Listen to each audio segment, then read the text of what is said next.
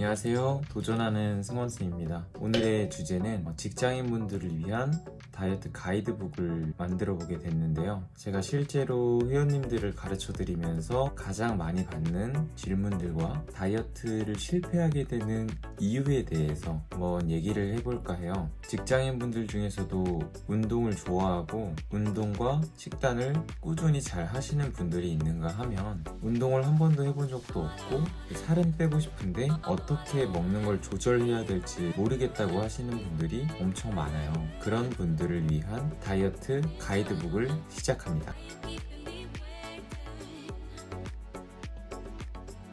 다 직장을 다니시잖아요. 그런 분들이 왜 다이어트에 힘들어하냐 라는 질문을 받았을 때 저는 일단 오랜 시간 앉아서 근무를 합니다. 저는 직업 특성상 엄청 오래 앉아서 일을 하진 않거든요. 거의 서서 보조를 하거나 바벨이나 덤벨을 옮기기도 하고 움직이는 업종에서 일을 하고 있지만 보통의 사무직 같은 경우에는 앉은 상태로 계속 모니터를 보면서 일을 하게 되죠. 그러다가 점심시간에 밥 먹고 들어와서 또 앉아서 일을 하게 되고 이렇게 앉아있는 시간이 길다 보니까 조금 더 활동량이 떨어져서 살이 잘 빠지지 않는다고 생각을 해요. 그래서 첫 번째는 활동량을 늘려라입니다. 9시에 출근해서 6시에 퇴근하고 또는 야근을 하고 그러다 보면 헬스장에 사실 갈 시간이 없다라고 생각하시는 분들이 있을 수도 있어요. 물론 가시는 분들도 있겠지만은 나는 정말 헬스장을 갈 시간이 없다 라고 하시는 분들은 자신의 활동량을 늘리는 것을 추천드립니다. 예를 들어서 출근할 때 엘리베이터를 타는 대신 계단을 걸어 올라간다던가 퇴근할 때 집에 도착하기 3-4 정거장에 미리 내려서 그 정도 거리는 내가 걸어서 집에 간다던가 하는 식으로의 활동량을 늘려주면은 활동량이 늘어나면은 그만큼 지방을 더 쓴다고 생각을 하시면 됩니다. 그리고 또 직장인분들이 식단을 하기 조금 어려운 이유가 아침에 출근하기도 바쁜데 도시락을 싸놓을 시간도 없다. 그리고 보통 직장인분들은 아침을 엄청 간단하게 먹거나 안 먹거나 둘 중 하나예요. 그러면 점심으로 조절을 잘 해야 되는데 보통 점심을 본인이 도시락을 챙겨가는 게 아니라면 다른 사람들과 같이 밖에 나가서 사 먹게 되죠. 이렇게 밖에 나가서 사 먹게 되면은 사실 정확한 칼로리는 알 수가 없어요. 그렇기 때문에 저는 밥을 절반만 드시라고 추천을 드립니다. 다이어트의 기본은 탄수화물을 줄여나가는 것에 있기 때문에 밥을 절반만 먹다 보면은 본인이 평소에 먹는 것보다는 적게 먹게 되고 거기에 활동량까지 조금 더 늘리는 게 더해지면은 체중은 빠른 속도는 아니어도 계속해서 줄어들게 돼 있어요. 그래서 처음에는 밥을 절반만 드시라고 설명을 드립니다. 처음부터 뭐 밥이나 고구마, 닭가슴살, 샐러드 이런 얘기부터 나오면은 식단에 대한 거부감이 먼저 생기게 돼요. 저는 일반식으로 먼저 조절하는 걸 추천을 드리고 주의할 점이 있어요. 반찬에 탄수화물이 없어야 됩니다. 예를 들어서 오늘 점심 메뉴가 찜닭이라고 해볼게요. 찜닭을 먹는데 밥을 절반은 먹었어요. 근데 찜닭 안에 들어있는 감자랑 당면도 같이 먹었어요. 이렇게 되면은 밥을 절반만 먹은 게 의미가 없어져요. 왜냐면은 밥도 탄수화물이고 감자랑 당면도 탄수화물이기 때문에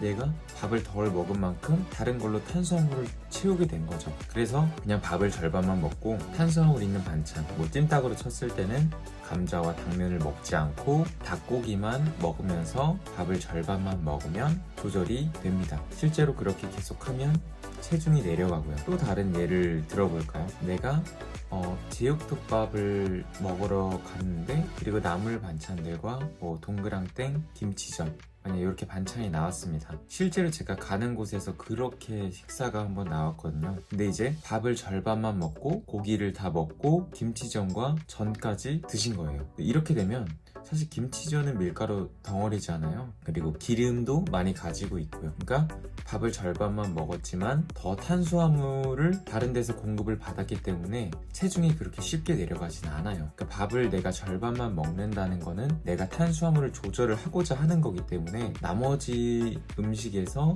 탄수화물을 섭취하는 것은 권장드리지 않습니다.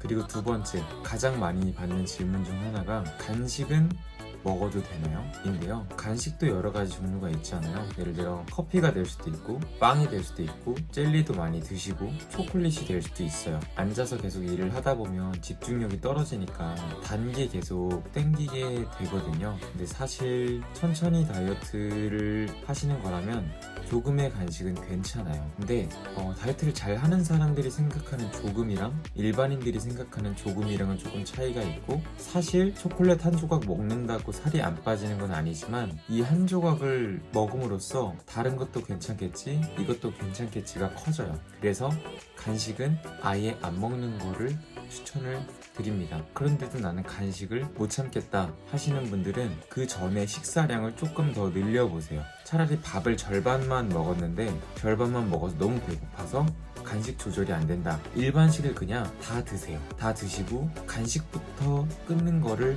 추천을 드립니다. 다이어트라는 거는 처음부터 빡빡하게 식단을 가져가는 것보다는 내가 가지고 있는 안 좋은 습관들을 하나씩 제거해 가는 거예요. 그래야 내가 길게 봤을 때 올바른 식습관을 만들어 가는데 장기적으로 도움이 많이 되고, 내가 살을 빼야 되니까 이거 조금 먹어야지, 저거 조금 먹어야지 하다 보면 이제 단기적으로 하고 입이 터져서 오히려 조금 절망감에 좀 빠질 수 있어요. 간식은 최대한 안 먹는 걸로 하되, 내가 너무 배가 고파서 간식을 먹어야겠다 그러면 그 전에 일반식의 양을 그냥 적당히 먹고 간식부터 배제하는 걸로, 간식을 아예 안 먹고 일반식만 먹는 패턴이 완성이 됐다면 거기서는 밥을 절반만 먹는 걸로, 요 순서대로 조절을 해보면 좋을 것 같아요. 질문 세 번째, 라떼 마셔도 되나요? 라는 질문도 되게 많이 받고, 라떼도 실제로 되게 많이 드세요. 이것도 마찬가지로 내가 라떼를 먹는다고 해서 살이 찌는 건 아닐 거예요. 그죠? 라떼도 먹고 간식도 먹고 식사 조절도 안 되고 퇴근 후에 과식이나 폭식을 하게 되고, 이런 요인들 때문에 체중이 올라가거나 혹은 빠지지 않는 거기 때문에 저는 라떼 정도는 괜찮다고 생각을 합니다. 다만 시럽은 넣지 마세요. 시럽까지 다이어트 할 때 가장 피해야 할 거는 당이기 때문에 시럽은 넣지 않는 거를 추천을 드립니다. 지금까지 직장인분들을 위한 다이어트 가이드북 영상을 한번 찍어봤는데요. 다이어트는 방법을 몰라서 안 하는 것도 있지만, 방법을 알지만 그게 힘들어서 못하는 경우가 훨씬 더 많아요. 그런데 내가 다이어트를 못한다고 해서 너무 스트레스 받지 않고 좀 건강한 식습관을 먼저 만들어 간다고 생각을 하셨으면 좋겠습니다. 각자마다 기준도 다르고 제가 생각지도 못한 궁금한 점들이 엄청 많을 수도 있어요. 더 궁금하신 점이 있으면 댓글에 남겨주시고, 댓글에 남겨주시면 제가 그거를 주제로 영상을 또 만들어 보겠습니다. 지금까지 도전하는 승원쌤이었습니다.